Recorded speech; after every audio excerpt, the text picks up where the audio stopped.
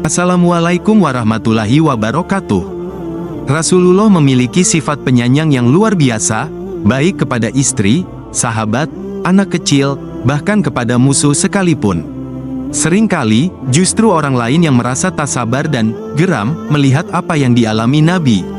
Pada perang Uhud, gigi Nabi Muhammad antara gigi seri dan taringnya patah, wajahnya terluka.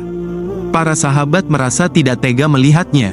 Mereka mengusulkan, andai engkau mendoakan agar mereka tertimpa bencana. Namun dengan sabar, Nabi menjawab, aku tidak diutus oleh Allah sebagai pelaknat. Aku adalah seorang penyeru dan rahmat bagi manusia. Selanjutnya, Nabi berdoa, ya Allah, berilah petunjuk pada kaumku, karena sesungguhnya mereka tidak mengetahuinya. Hadis riwayat Al-Baihaqi. Dalam kisah lain, terjadi perselisihan antara Nabi Muhammad dan istrinya, Aisyah. Nabi bertanya, apakah engkau mau Umar yang menjadi penengah kita? Aku tidak mau Umar yang menjadi penengah. Dia orangnya keras, jawab Aisyah. Nabi kemudian bertanya lagi, apakah engkau mau ayahmu saja yang menjadi penengah? Ya, jawab Aisyah. Rasulullah lantas mengutus orang untuk memanggil Abu Bakar, ayahanda Aisyah. Tak berselang lama, Abu Bakar datang. Kamu yang bicara, apa aku? Tanya Nabi pada Aisyah, di depan ayahnya. Kamu yang bicara, dan jangan katakan kecuali yang benar, jawab Aisyah, masih dengan emosinya. Mendengar ucapan Aisyah itu, sontak Abu Bakar mengangkat tangan untuk menamparkan putrinya itu. Dalam benaknya terpikir, bagaimana mungkin putrinya mencurigai Rasulullah tidak berkata benar? Aisyah berlari, berlindung di balik punggung Rasulullah. Aku tidak mengundangmu kemari untuk melakukan ini, tutur Nabi Muhammad kepada Abu Bakar.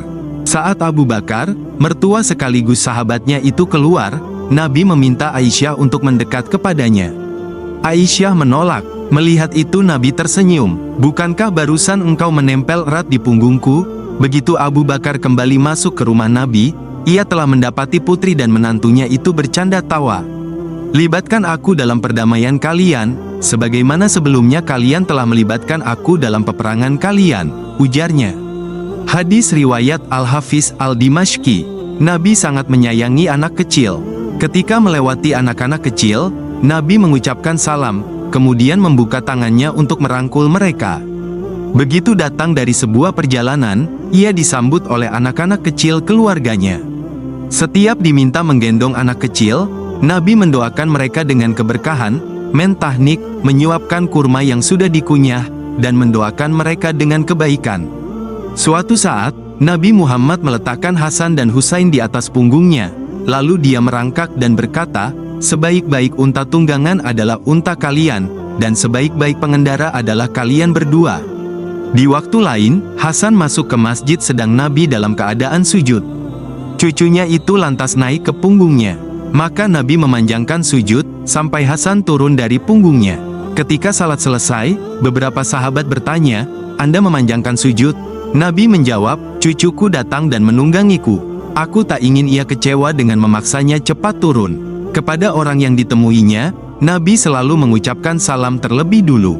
Jika memegang tangan orang tersebut, Nabi terus berjalan bersamanya dengan memegang tangannya, hingga keduanya berpisah. Saat melepas kepergian seseorang, Nabi memegang tangannya dan tidak melepaskan, sampai orang itu yang melepas dan Nabi berdoa, aku menitipkan agama, amanat, dan amal terakhirmu kepada Allah. Saat sholat dan melihat seseorang duduk di sampingnya, Nabi akan menyingkat ibadahnya itu. Ia menoleh padanya dan berkata, apakah engkau ada keperluan? Setelah usai, Nabi kembali melaksanakan sholat. Rasulullah sering bergurau dengan pembantunya. Ia sendiri tidaklah bersikap seperti seorang majikan kepada budaknya. Anas bin Malik yang mengabdi kepada Nabi selama 10 tahun berkata, Rasulullah tak pernah menegur apa yang aku perbuat, juga tak pernah menanyakan tentang sesuatu yang tidak aku kerjakan. Akan tetapi dia selalu mengucapkan, apa yang dikehendaki Allah pasti terjadi, dan apa yang tidak dia kehendaki tidak akan terjadi. Bahkan pada hewan, sifat baik dan santun bila sudah mendarah daging, niscaya tak akan terpisah dari diri seseorang, selama-lamanya. Orang itu akan selalu berlaku lembut dan penuh kasih, bahkan kepada hewan-hewan dan benda-benda mati sekalipun. Itulah kepribadian kekasih kita, Nabi Muhammad Suatu hari, Nabi melihat seorang lelaki merebahkan kambing di tanah, menginjakkan kakinya di leher hewan itu, sambil memegangnya untuk disembelih. Dalam waktu bersamaan, dia masih mengasah pisaunya. Melihat hal ini, Rasulullah marah dan bersabda, "Apakah kamu ingin membunuhnya 2 kali? Tidakkah kamu asah dulu pisaumu, sebelum kamu merebahkannya?" Hadis riwayat Al-Hakim, sahih sesuai syarat Bukhari dan Muslim. Ibnu Mas'ud dalam hadits sahih lain mengutarakan, suatu saat, Rasulullah berada dalam perjalanan untuk suatu keperluan.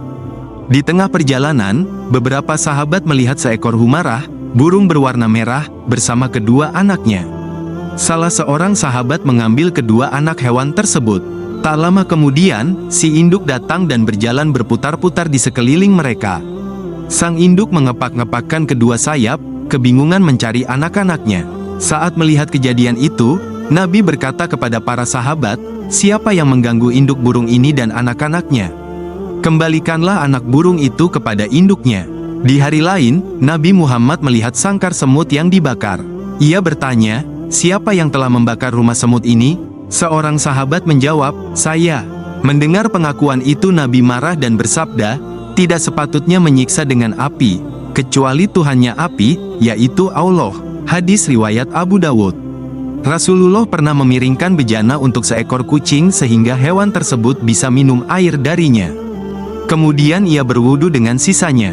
Hadis riwayat Al-Tabrani dengan sanad sahih. Di waktu lain, Nabi Muhammad melewati 2 lelaki yang tengah berbincang. Masing-masing menaiki ontanya. Rasulullah merasa kasihan kepada kedua hewan itu. Dia pun melarang keduanya menjadikan hewan tunggangannya sebagai tempat duduk. Dengan kalam lain, janganlah menaiki onta kecuali saat kamu memerlukannya saja. Jika keperluanmu untuk menaikinya telah selesai, maka turunlah dan biarkan dia beristirahat. Apakah hal seperti ini pernah kita perhatikan? Dalam segala hal, Nabi memerintahkan umatnya untuk berbuat lembut, pun pada binatang, bahkan saat melakukan penyembelihan. Sabda Nabi, "Sesungguhnya Allah telah menetapkan ihsan, kebaikan, atas segala sesuatu. Maka jika kalian membunuh, perbaguslah dalam membunuhnya, dan jika menyembelih, maka perbaguslah sembelihannya, dan hendaklah kalian menajamkan pisaunya dan menenangkan sesembelihannya." Hadis riwayat Muslim. Semoga kisah ini dapat menjadi bahan renungan dan menjadi pelajaran dalam hidup kita. Akhlak Nabi adalah sebaik-baik akhlak manusia dan akan menjadi contoh kepada sekalian manusia mulai dari dahulu sampai akhir zaman kelak. Semoga Allah membimbing kita ke akhlak yang mulia, yaitu akhlak kekasihnya Muhammad sallallahu alaihi wasallam. Assalamualaikum warahmatullahi wabarakatuh.